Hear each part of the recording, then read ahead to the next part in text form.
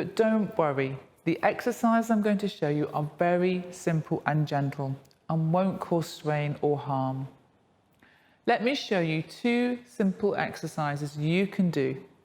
You can even do them in your bed, in hospital, or any time when you feel ready. The first thing we're going to do is an exercise called intentional rib breathing or diaphragmatic breathing. You can do this on the floor, or you can do it in your bed, or I'm going to also show you how to do it sitting in a chair later on. So the first thing to do is we're going to come down to the floor. So you might want a small cushion or a folded towel ready, just so you're comfortable to pop it underneath your head. It's important to come down sideways, particularly if you're just newly post-operative. So come down onto your side. So we come down, bringing our weight down on our side until we're down on our side, our head is on the floor, and then we roll over onto our back. And we just lie in a really relaxed position on our back. So our feet are flat on the floor and our knees are bent. So what we're going to do is imagine that our ribs are like an umbrella. And what this movement and exercise technique does, it just starts to connect the diaphragm, the core muscles and the pelvic floor all back together. So we're going to imagine the ribs are like an umbrella. And what we're going to do is we're going to feel the ribs open and close.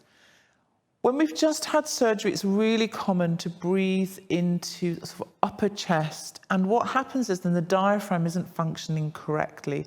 So we need to retrain that to happen. So place your hands around your rib cage with your thumbs at the back and your fingers at the front. And you're going to completely relax. And make sure you relax your shoulders. You don't sort of hitch them up. Relax your shoulders, hands around your ribs. Or if you feel more comfortable, just place your hands on the top of your ribs. But we want to feel that actual rib movement of them opening. So we're going to take an inhale through the nose. So we're breathing in. And you'll feel the ribs open up. And then we're going to exhale through the mouth. And feel the ribs close back down again. Let's just practice that a few times. So we inhale through the nose. Feel the ribs open wide. Exhale. And start to feel the ribs pull down and connect. Do that 2 more times. Breathe in. And breathe out. And on this next one, I want you to feel like you're almost trying to connect that bottom rib down to your pelvis. So we're starting to pull the rib down towards the lower part of your body, and you'll feel like the muscles wrapping around the lower part of your abdomen, and you'll just feel everything start to join up. So we're going to breathe in through the nose into the ribs, like an umbrella opening. Exhale. Ribs close down and start to feel them just come a little closer down towards the pelvis. So you can practice that as often as you like. It's an intentional breathing exercise. So we can do it in this position on our back, and we can also do it in a chair. So again, place your hands around your ribs, fingers at the front, thumbs at the back. And we're going to get that feeling of opening up like an umbrella and closing down. You'll be able to see that with my hand movement. So breathe in through the nose, expand the ribs, exhale. And you can see my hands come back together. So we breathe in through the nose, exhale. Good. And so you're not kind of coming into your chest or your belly. It's very much a lateral movement, and we're starting to get this diaphragm working with the rest of our core muscles. Okay, so the next thing to work on is connecting up our deep internal core muscles. So what happens after surgery is these muscles often sort of switch off, for want of a better description, and what we need to do is kind of get them to to sort of be reactivated and to reconnect with our body and our breathing. So I want you to imagine you've got a deep sort of band of sort of like a sash wrapped around your deep abdominals, around your lower part of your body. I'm going to place your hands on your tummy. Maybe even if you want to just put your fingertips just on the inside of your hips. So find your hip bones and just come in a couple of inches. So what we're feeling for is a muscle called the transverse abdominis, a really deep core muscle. And we want to start to actually feel that with our fingers. We want to feel it contract and tighten up a little bit. We're going to do that with the breathing. So we're going to continue with the breathing and start to connect lower down here at the end of the exhale. So just take our time. It can be a little bit tricky to get this to begin with, but once you get it, it really starts to come. So we take our inhale, not so deeply into the ribs more, just a natural wave of breath in. And then exhale. And at the end of the exhale, I want you to imagine that you're tightening up this belt that's wrapped around the lower part of your tummy. And you might feel the muscles underneath your fingertips, just on the inside of your hip bones. Let's do that again. So we take our breath in. And we breathe out.